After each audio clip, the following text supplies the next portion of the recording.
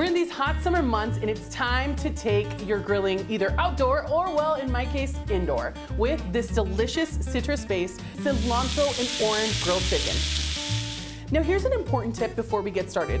The reason why the recipe calls for the chicken skins to be removed is because the marinade will have a larger protein to actually be able to impregnate into that protein. Let's get started.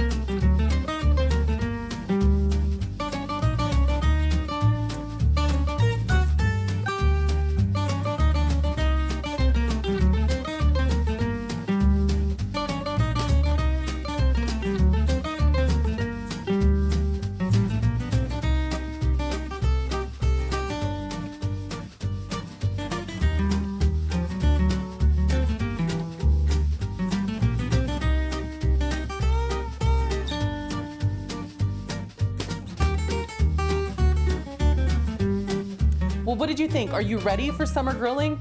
I know that this is one of my family's favorites. I hope it becomes a favorite in your family too. And well, if you want more recipes like this, make sure that you visit us on Tajin.com. I'll see you there.